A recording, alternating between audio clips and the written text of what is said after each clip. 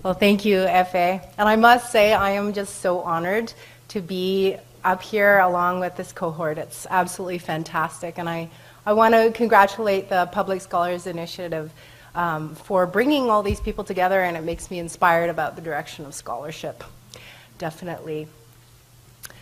So, oh no, I lost 3 of my slides. Thank you. Pecha Kucha is a bit stressful. This is my first one. So hello everyone, my name is Severn Cullis-Suzuki, and my current work and research is about Haida Kil, the Haida language of the Haida people from Haida Gwaii. And I myself am very much a newcomer to this land. My blood is from Japan and England, and I was born and raised here in Vancouver. But I am very deeply connected with the Haida Nation. I hope that it is going forward. There we go. But I am very deeply connected with the Haida Nation. I was ceremonially adopted into the Qadas-Qaqiluwai clan when I was 15 years old. My Haida name is Kishkulakaya, and I eventually married a man from Skidegate, Judson Brown, and have moved to Haida Gwaii, and this is where I live with my family. Acknowledgements. I'm very grateful to be studying on unceded territory of the Musqueam Nation. I'm very grateful to several mentors, Gwaganad, Diane Brown, B. Harley, Ilda Gwaii, as well as Dr. Patricia Shaw, who is my supervisor here at UBC, and I'm very grateful for all of the funding that I've received from various agencies. A little background on how I'm here. I am very lucky to have 2 educations in my life. The first is a scientific education. I come from a very sciencey family, very focused on physics, chemistry, as well as genetics. Here I am doing science. I also was very lucky to have an education from Indigenous friends and family my entire life. And I really benefited from what I feel like were the 2 eyes that allowed my left and right brain to really be cultivated and coming together. And I really believe that these 2 eyes can access, these 2 perspectives can help us bring into focus a vision for addressing the problems of the 21st century. And I did my Master's of Science research with Dr. Nancy Turner, as well as Chief Kwaqsistala as Adam Dick, and really these 2 perspectives came into focus for me. But then I moved to Haida Gwaii and became involved in Haida language. The Haida language comes from, or exists on Haida Gwaii. It is a language isolate. It's unrelated to any other language on earth. There are 3 dialects that have survived the cultural genocide. And I'm very grateful for the preservation that the elders of Skidegate have done. These are the elders of Ship. And I want to play for you a little bit of the language. I hope it works. Oops. Haida Kil nai Gith Qalang Ka Ayas Kinaki Gudungais Kukidas Ka Haida Kil Qayas It's the Singwagatkin Haida Kil It's the Gagu Qaska Haida Yaki Squanan Giwit Startle Gaya Gaganu Qagilda Haida Kilnai Qastilgan.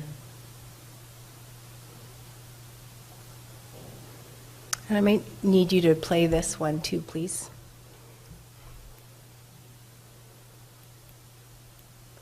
Thank you.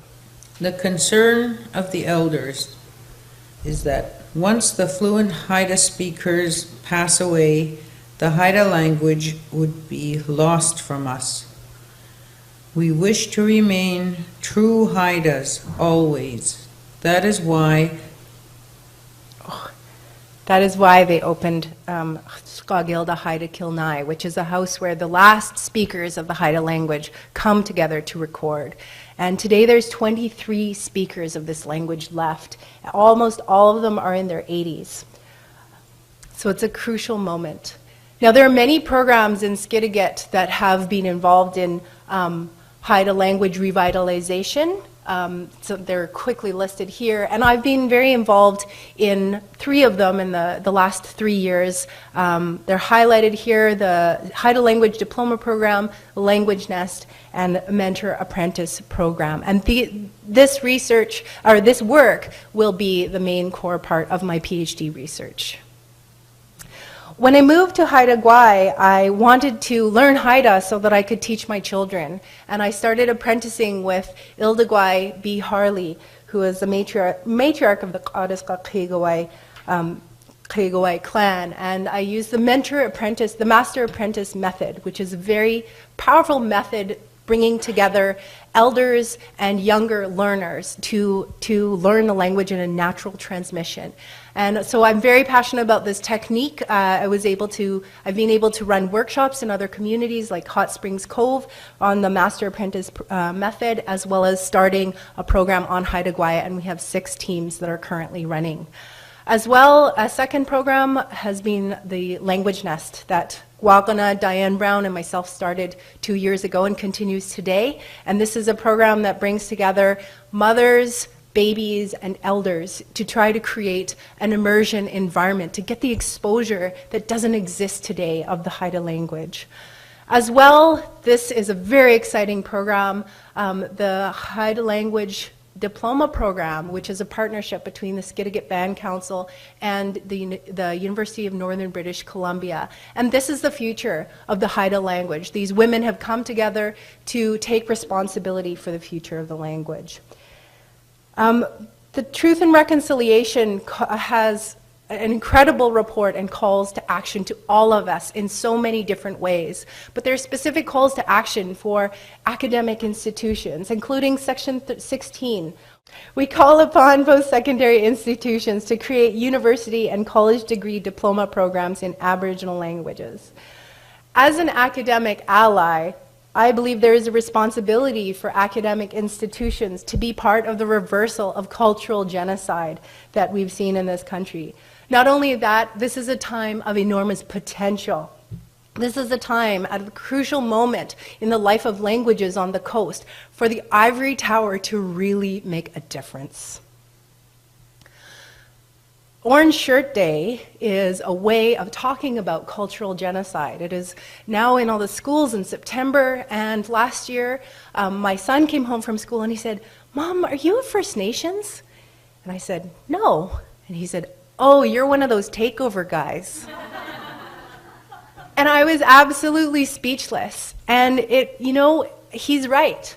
And this really just clarified for me the situation that we're in, that my very family is in. Yes, I am one of those takeover guys. And yes, my husband and our family are also First Nations. And I really feel that this reality of family, in fact, reflects the reality of Canada. That yes, Canada is full of takeover guys, and yes, Canada is full of Indigenous people, and because of the land of Canada, we are forced to live together. We are family, like it or not. And so I'm here at UBC in this spirit, so that my language and my PhD contributes to this reconciliation of the Canadian family. Thank you very much.